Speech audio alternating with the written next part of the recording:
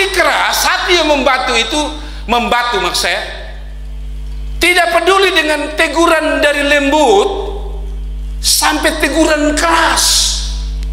Jadi kalau tadi manusia omong, Tuhan omong sudah dengar, itu hati batu. Tapi dia naik level lagi. Kan kalau Tuhan omong itu kan masih omong saja toh. Pernah saudara dengar mama bilang, beta omong lu setiga kali, nanti baru lu lihat. Setiga kali baru lu lihat. Itu artinya dia masih omong. Berarti yang keempat kali, kalau bukan alu, gagang doma yang naik. Itu maksudnya begitu. Jadi dia pertama omong dulu, omong saja. Nah sekarang dia tidak omong saja. Tadi pagi saya mesti jelaskan, kalau orang tua dahulu tuh dengar dari punada. Sekarang kan hamlah apa membuat orang sedikit keluar dari konteks orang zaman dahulu. Zaman dahulu itu apalagi orang NTT, panggilan itu menentukan hukuman sebesar apa Anda. Anda tidak percaya kalau dia panggil begini, Wayan, langsung Wayan, iya Bapak, itu dapat uang. Tapi dia bilang Wayan, Wayan diam-diam. Lalu dia bilang Wayan, Wayan diam. Wayan, lalu terakhir Wayan. Nah, itu berarti tidak hanya panggilan. Biasanya sapu lidi susah belah mena. Datang omong dulu satu kali sudah dengar. Jadi mengerti. Jadi kalau dia masih omong, masih level keras mah batunya masih kayak batu apa ya. Saudara kalau pergi di laut itu, karang-karang itu ternyata dari sebelumnya lembut loh. Karang yang kita punya, yang karang, terumbu karang itu sebenarnya awal lembut. Noise sekali orang kepala, lembut sekali. Sentuh itu noise, lembut sekali. Yang ikut saya noise itu artinya lembut. Jadi noise, tapi nanti lama-lama dia jadi batu. Nah, yang kedua ciri khasnya, tegur dari lembut sampai apa? Keras. Sudah sadar. Coba kita baca ayat 4 sampai 6. Sudah lihatin. Lihatin. Bila mana Firaun telah mendengarkan kamu, maka aku akan mendatangkan tanganku. Ini sudah dengar, bukan sudah dengar, sudah dengar. Tapi kepala batu. Kan kita kadang-kadang begitu tuh, ada di ibadah, dengar firman Tuhan, tapi belum tentu. Bila mana Firaun tidak mendengarkan kamu, maka aku akan mendatangkan tanganku kepada Mesir dan mengeluarkan pasukanku, umatku orang Israel dari tanah Mesir. Dengan apa saudara? Dengan apa? Perhatikan bahasa ini. Dengan apa? Hukuman yang berat. Jadi tadi dia hanya omong, kasih tahu dong ya, bawa umat keluar, omong saja lembut. Tapi sekarang dia kasih naik kepala batu. Belum batu, baru sedikit pros buat jadi batu. Dia bilang pergi, kasih tahu dia, Om Bobai tidak mau. Ingat, nanti hukuman berat. Jadi dari ringan omong naik pergi, hukuman berat. Ciri khas orang yang hatinya sudah batu itu begitu. Ditandai dengan dari cara, coba mundur poin saya supaya saudara ingat baik-baik ini. Kalau saudara mau tulis baik-baik, mundur ke belakang di poin 2, kan kita sudah di poin 2 ya Desi.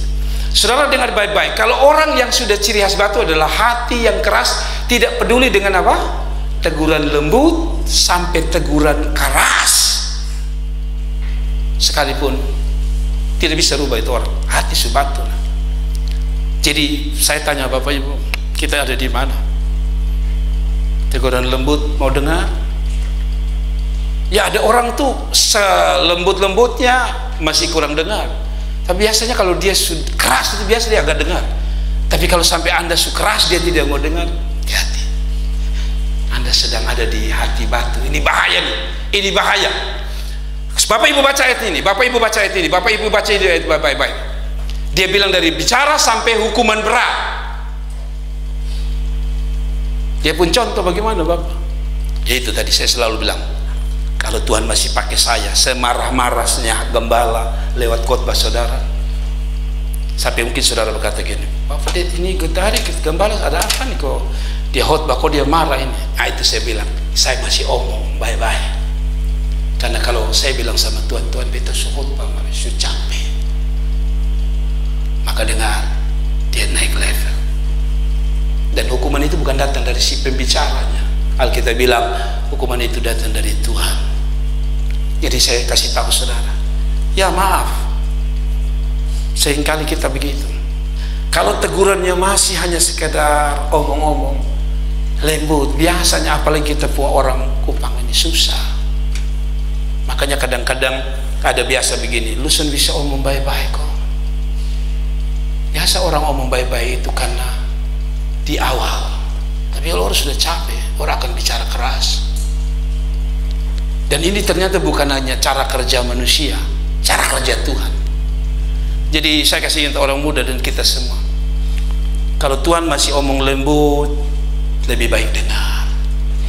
Jangan sampai dikasih naik itu level jadi kemarahan. Kalau selalu saya bilang, contoh paling gampang, kalau Tuhan masih bicara lewat firman, dengar. Sebelum Tuhan bicara lewat mobil, selalu saya bilang, mobil sudah naik, kita baru kaget. Terus main-main, main terus. Nah ini kepala-kepala batu, ini model begini. Terus keraskan hatimu, teruslah bermain. Saya siap firman Tuhan ini, saya bukan sembarang saya siapkan. Ini Alkitab, ini buktinya.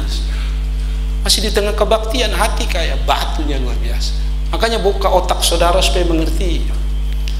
Saya tidak sedang bermain-main dengan firman Tuhan, ini firman Tuhan. Kalau kamu masih mau main-main tidak apa-apa, kamu memang hati batu mungkin. Tapi saya kasih ingat kamu dengar baik-baik ini. Kamu baca baik-baik, perhatikan baik-baik. Dia bilang, ini kan omong bagaimana dia berfirman. Tidak dengar dia kasih naik dengan hukuman yang berat. Jadi kalau kamu main-main tidak apa-apa. Kalau kamu rasa tersinggung tidak apa-apa. Kemungkinan kamu punya hati batu. Kemungkinan kamu punya hati bermasalah. Makanya orang tua saya tidak bisa, apalagi Tuhan. Nah Tuhan saya juga Alkitab tidak bisa nih. Jadi main-main saja tidak apa-apa. Saya kasih silakan saudara main-main. Tapi saya kasih tahu saudara, bukan saya yang catat.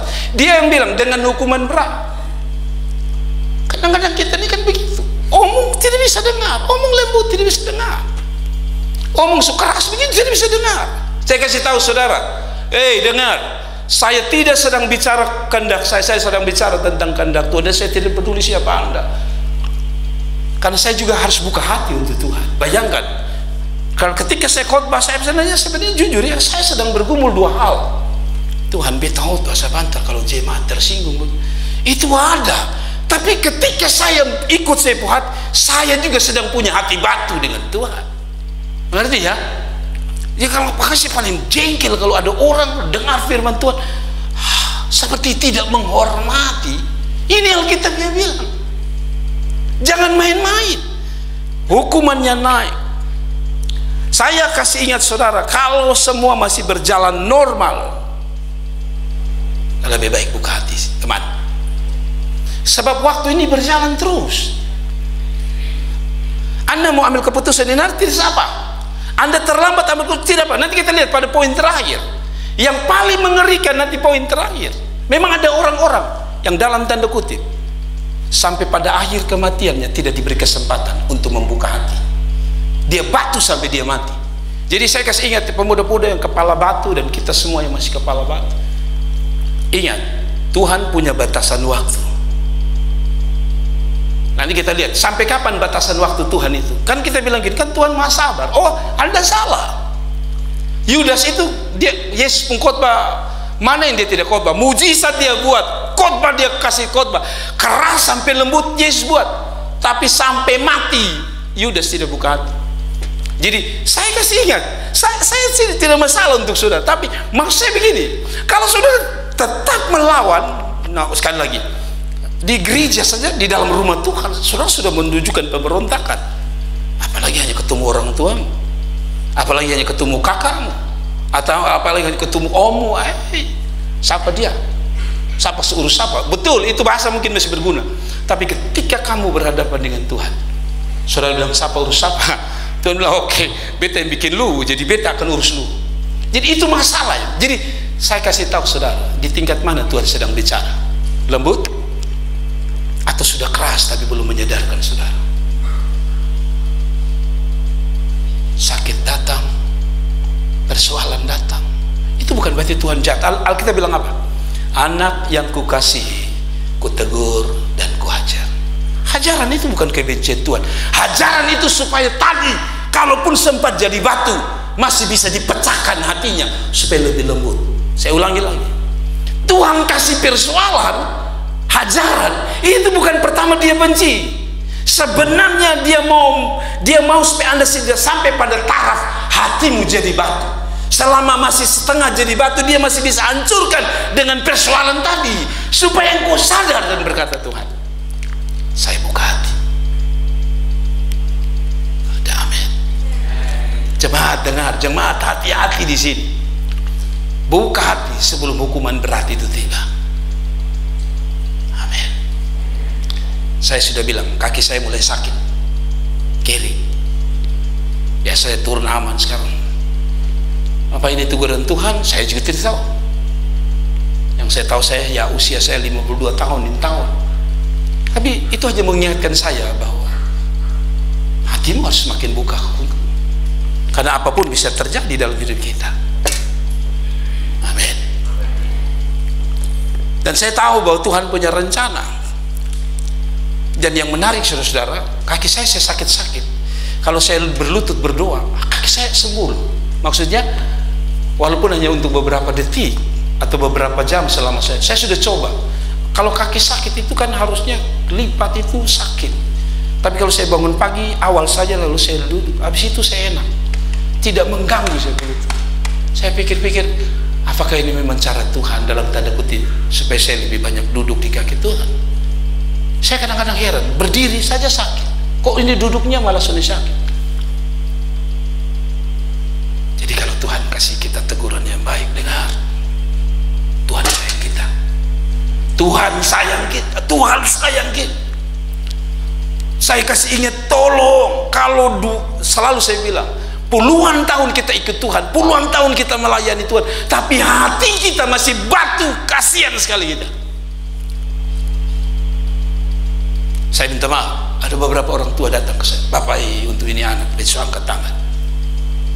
Itu sudah indikasi kamu sudah mulai batu. Kalau orang tua saja ngomong tidak bisa. Bahkan sampai ada orang tua ngomong saya begini, Bapak, itu tahu kan dari mana kok celaka tuh? Ada orang tua sama saya, biar kau dia rasa, biar Tuhan tahu dia. Bayangkan, so, kena itu sampai orang tua sendiri ambil kesimpulan, bukan saya ambil kesimpulan, orang tuanya ambil kesimpulan. Tapi sadar tidak. Saya tanya saudara, ada saudara di titik ini? Kalau ada, cepat sadar, karena waktu ini terus berjalan. Waktu tidak kembali, waktu berjalan. Nah, saya mau lanjutkan. Saudara tidak perlu terjemahan yang lainnya. Jadi kalau jalanmu masih normal, kakimu masih normal, tadi saya angkat mengenai Bartimeus, buta, tapi hatinya tidak buta. Kaki, tangan, matanya semua dia pakai untuk Tuhan. Saya kasih tahu saudara, kalau Tuhan masih kasih kita jalan enak ke gereja, jalanlah ke gereja. Kalau Tuhan masih kasih mata ini terang untuk lihat ini LCD firman Tuhan, buka mata, lihat Tuhan. Sebelum Tuhan kasih kabur kita ke mata. Sampai kita melihat, saya lihat tidak ada yang lihat begitu dari sini. Coba saudara lihat ke sini. Kan saya tidak ada. Firman mana? Firman mendengarkan kamu, tidak ada. Semua saya lihat mata. Berarti kita belum sampai di teguran keras ini. Tidak ada kata amin. Kayaknya minta teguran keras semua nih. Kita berarti masih ada di teguran lembut, buka hati. Oke, kita lanjut pada poin ketiga. Sebelum maka Job 9 begini, maka pada tengah malam Tuhan membunuh. Nah, ini lihat, dia bicara keras. Tadi hanya omong. Sekarang Tuhan sebelah san-bisan. Ini Firaun dan dia punya bangsa orang ini terlalu kepala batu, hati batu. Maka naik ini kemarahan Tuhan. Dari hanya sekadar omong, sekadar berfirman jadi begini. Ayat 9. Maka pada tengah malam Tuhan membunuh tiap-tiap anak sulung di tanah Mesir. Dari anak sulung Firaun yang duduk di tahtanya sampai kepada anak sulung orang tawanan yang ada dalam liang tutupan beserta segala anak sulung hewan. Coba bayangkan, ini keras model apa di penteguran ini? naik levelnya terlalu ngeri sekali. Kemarahan Tuhan sudah datang, itu bahaya.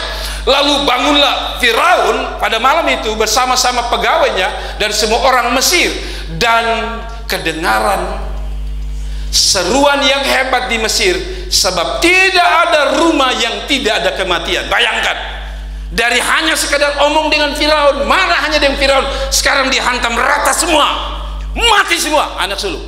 Ini levelnya naik.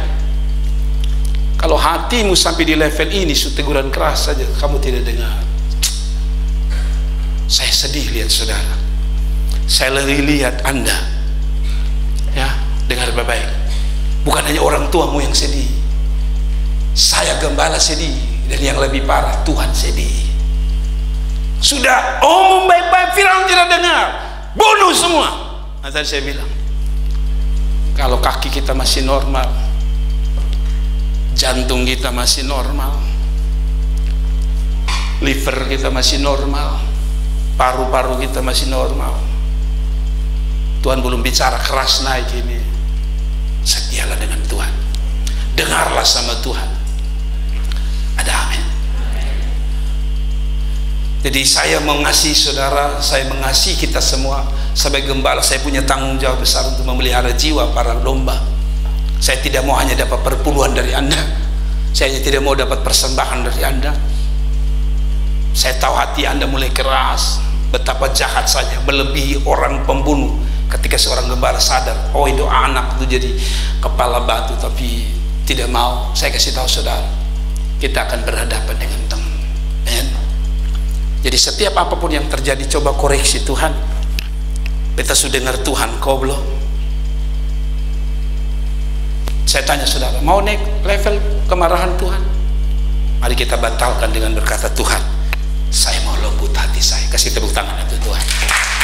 Oke, next kita akan lihat ayat 31, dia bilang begini, lalu pada malam itu dipanggilnya Musa dari tadi gitu. Mau dia panggil Musa saja. Aduh Tuhan, Bipana dan Sumati. Ya inilah kita lah manusia. Lalu pada malam itu dipanggillah Musa dan Harun, katanya, bangunlah, keluarlah di tengah-tengah bangsaku, baik kamu maupun orang Israel, pergilah beribadah kepada Tuhan seperti katamu itu. Lihat manusia begini, tegur omong baik-baik sudah mau, omong lembut tidak mau, kasih naik level keras, hantam luar biasa, baru sadar. Kan Firaun bilang, panggil waktu Tuhan, Musa, Harun, maaf kita sudah dengar-dengar, terlambat, anak-anak mati. Jangan sesuatu sudah menimpa kita dan kita bilang Tuhan, mungkin Tuhan ampuni, tapi satu peristiwa sudah terjadi. Saya ulangi lagi, jangan tunggu satu peristiwa sudah terjadi baru kamu sadar. Kalaupun sadar terlambat, seperti puntung yang dimakan api, apinya sudah terlanjur makan. Kalaupun Anda siram air, tapi sebagian puntung itu sudah terbakar. Beberapa orang harus kehilangan tubuhnya gara-gara Tuhan sutogor sudah mau, tapi akhirnya hilang kan, diamputasi misalnya. Memang akhirnya Tuhan kasih ampun, tapi kasihan sudah diamputasi kakinya misalnya, ini contoh saja. Jadi jangan sampai ada satu peristiwa yang menyakitkan terjadi baru kita buka hati pada Tuhan. Saya ulangi, jangan sampai ada sebuah peristiwa menyakitkan baru sesuatu terjadi. Ini ada adik bungsu saya di sini, saya tidak tambah. Saya agak trauma kalau kakak adik agak sedikit berbeda pendapat. Kami bertahun-tahun sebelum mama saya meninggal, kami kakak adik diadu orang, kami berkelahi satu dengan satu. Kami berbeda satu dengan satu. Saya kasih tahu, saya tidak malu ceritain. Ini jadi ilustrasi. Sampai satu mama saya meninggal, kami belum bersatu juga. Tapi untung Tuhan tolong, kami mulai bersatu kembali. Memang masih ada gangguan-gangguan, tapi ketika saya renung, saya bilang, kasihan mama sudah lewat. Kita mau minta ampun juga, sudah lewat. Harusnya mama harus saksikan botol berdamai. Tapi tidak apa-apa, itu pelajaran. Ini hanya contoh seperti ini. Jangan sampai ada satu peristiwa tertentu yang menyakitkan, yang melukai, baru kita angkat kepala dan Tuhan, kita sadar terlambat. Bukan terlambat engkau tidak punya hati untuk diganti jadi hati yang baru, tapi ada peristiwa yang sudah Anda lewat yang harusnya tidak perlu lewat itu. Misalnya gara-gara kita harus melewati itu. Bapak Ibu mengerti? Kaum muda dan kita semua,